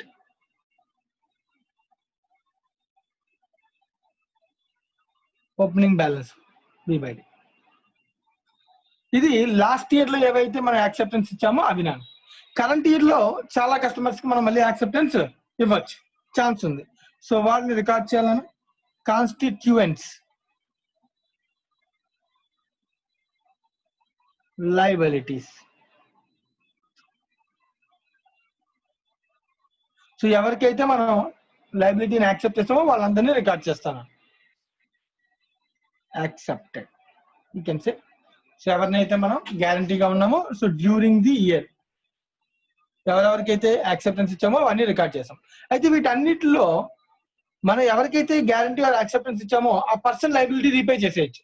చేసేస్తే మనకి ఇంకా liability ఉండదు, మనకి బ్యాంక్ కి లైబిలిటీ క్యాన్సిల్ అయిపోతుంది. సో అది నేను చేస్తాను, ఒకటే నేమ్ వాడతానని constituent liabilities for acceptances.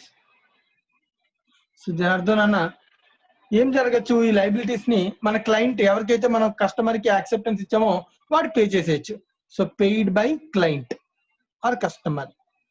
So client pay చేసినా మనం పే చేయాల్సి వచ్చినా what ever may be liability అయితే తగ్గిపోతుంది. కంటింజెంట్ లైబిలిటీ ఉండదు, ఇంకా కంటింజెంట్ లైబిలిటీ కూడా ఉండదు. పే చేస్తారు కదా, ఇంకెందుకు కంటింజెంట్ లైబిలిటీ? అది లైబిలిటీ అవుతున్నట్టు కాదు, అసలు అలా కంటింజెంట్ లైబిలిటీ క్యాన్సిల్ అయిపోతుందని అర్థం, right. Same wording constituent liabilities for acceptances. So bracket లో హానర్డ్ బై బ్యాంక్. సో నా కస్టమర్ పే చేయలేదు, నన్ను ఎగ్గొట్టేశాడు కస్టమర్, దొరకట్లేదు, కనబడకుండా వెళ్ళిపోయాడు. సో అప్పుడు యాక్సెప్టెన్స్ ఇచ్చినందుకు ఎవరు బేర్ చేయాలి లాస్? బ్యాంక్. బ్యాంక్ ఎక్కడి నుంచి రికవర్ చేస్తుంది? క్లయింట్ దగ్గర నుంచి రికవర్ చేస్తుంది వన్స్. కానీ ప్రస్తుతానికైతే హానర్ యాక్సెప్టెన్స్ ఇచ్చాం కాబట్టి బ్యాంక్ హానర్ చేయాలి. అది బ్యాంక్ హానర్ చేసినా, క్లయింట్ హానర్ చేసినా, ఎవరు హానర్ చేసినా నా కండిషన్ లైబిలిటీ క్యాన్సిల్ అయిపోయింది. కానీ నాకు ఇప్పుడు పే చేశాను కాబట్టి నాకు ఈ డబ్బులు ఎక్కడి నుంచి రావాలి?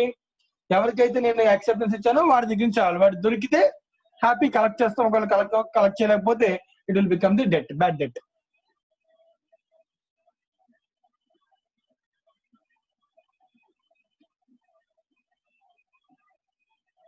Final balance carried on.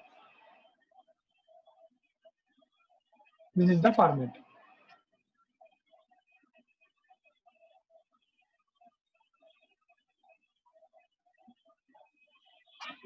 Right then. So question number, illustration number 6. Following information details prepare the acceptance, endorsement and other obligations account as would appear in the general ledger. So general ledger maintain చేసి దానిలో రాస్తాను. ఇది ఏది కూడా books of accounts లోకి వెళ్ళదు. On 1st April 2011, acceptances not yet satisfied stood at 22,30,000. So అంటే ఈ ఎగ్జాంపుల్ మనం ఏదైతే సాల్వ్ చేస్తామో దీనిలో సో ఓపెనింగ్ బ్యాలెన్స్ ప్లేస్ లో రాస్తాను. సో రీప్లేస్ చేస్తాను నేను ఫార్మాట్ ని, మీరు విడిగా సమ్ చేయండి. సో టోటల్ వాల్యూ ఎంత అనేది? Opening balance 22,30,000 opening balance. తర్వాత ఏం చెప్తాను? Out of which 20 lakhs subsequently paid off by the client and bank had to honor the rest. So 22,30,000 లో 20 lakhs ఏమో క్లయింట్ పే చేశాడు, 2,30,000 బ్యాంక్ పే చేయాల్సి వచ్చింది అని చెప్తాను. So constituent liabilities paid by client లో బ్రాకెట్ లో రాస్తానన్నా ఒక 20 lakhs క్లయింట్ చేశాడు, హానర్డ్ బై బ్యాంక్స్ లో ఒక 2,30,000 బ్యాంక్ హానర్ చేసిందంట. ఇవి కాకుండా మరి కరెంట్ ఇయర్ లో కూడా రావచ్చు కదా. ఇది దేనికి సంబంధించింది? ఓపెనింగ్ బ్యాలెన్స్ సంబంధించింది, రైట్? సో నెక్స్ట్ ఇంకా ఏం చెప్తున్నాడు? The register reveals the following details. Scrutiny of the register following clients acceptance లేనా? ఇంకా కరెంట్ ఇయర్ లో ఇలా చాలా ట్రాన్సాక్షన్ జరిగినాయి. యాక్సెప్టెన్స్ ఇచ్చాం, టోటల్ 42,70,000 యాక్సెప్టెన్స్ ఇచ్చాం నాన్న. So constituent liabilities accepted 42,70,000. సరే మరి 42,70,000 లో కూడా క్లయింట్ పే చేసి బ్యాంక్ హానర్ చేయాల్సి ఉండొచ్చు కదా? ఉండొచ్చు నాన్న. సో క్లారిటీగా చెప్పాడు, జాగ్రత్తగా అబ్జర్వ్ చేయండి. 10 lakh bank honoured, 12 lakh paid off by client. Bank honour చేస్తే బ్యాంక్ యొక్క టోటల్ రాసుకుంటాం నాన్న 10 lakhs. క్లయింట్ పే చేస్తే 12 lakhs paid by party. 5 lakhs party failed to pay and bank had to honor. So మళ్ళీ bank నాన్న 5 lakhs. 8 lakhs not satisfied up to 31st March, 5 lakh not satisfied, 2 lakhs not satisfied. ఇవి ఇంకా అసలు satisfy అవ్వలేదండి, అంటే ఎవరు payment చేయాల్సిన date రాలా, ఆ సిచ్యువేషన్ అనేది అవ్వలే. ఇంకా దీనికి ఇంకా బ్యాలెన్స్ అంటే కన్ఫర్మేషన్ వెళ్ళే, క్లయింట్ పే చేస్తాడు కానీ ఇంకా టైం రాలే. కాబట్టి వీటి యొక్క టోటల్ ఇంకెంత ఉందన్న? 8 + 2 10 15 lakh 70 is the closing balance. So total check చేయండి. 10 lakh + 5 15 17,30,000 honored by bank, honored by client 20 32 lakhs. So total check cheyana 22,30,000 plus 42,70,000 minus 32 lakhs minus 17,30,000. 15 lakhs 70,000 is the closing balance. This is the ledger close. అయిపోయి. So format చెప్పాను. In the same way ఆ format ని ఎలా fill చేయాలో ఒక some కూడా నేను explain చేశాను, రైట్? సో దయచేసి ఈ ఫార్మాట్ లో మీరు రాయకండి, మీరు సపరేట్ గా సమ్ ని సాల్వ్ చేయండి. మీనింగ్ అర్థమవుతుందో లేదో చూడండి, రైట్? సో దీనిలో ఇంకెవరికైనా ఏమైనా డౌట్స్? దీంతో adjustment number 8 completed. Any doubts? So ఇది ఓన్లీ లయబిలిటీ అండి, కంటింజెంట్ లయబిలిటీ. కానీ ఇందాక కలెక్షన్ ఆఫ్ బిల్స్ అనేది it's not a liability, not an asset. అందుకే మనం 2 లెడ్జర్స్ ఓపెన్ చేస్తున్నాం, దీన్ని రివర్స్ చేసి రాస్తున్నాం మేము. ఎందుకంటే అసలు దీన్ని అసెట్ అనలే, లయబిలిటీ అనలేదు. కానీ ఇక్కడ క్లారిటీ తెలుసు, ఒక యాక్సెప్టెన్స్ ఆర్ గ్యారంటీ ఇస్తే then it is called contingent liability till it has to be honored by the client. If the client honored the bill, honored the acceptance, our contingent liability will be removed. Otherwise, bank had to honor the liability. So ఈ question చూస్తే observe చేయొచ్చు దీనిలో bank has honoured 17,30,000 rupees, client paid 32 lakhs rupees. So guarantee ఇచ్చి దానిలో 17 lakh bank pay చేయాల్సి వచ్చిందన్న. This is the liability, it will B recovered from the clients for whom bank has given the acceptance. Right. So దీంతో ఈ adjustment complete అయింది. So next class లో మనం remaining adjustments చూద్దాం. Thank you very much.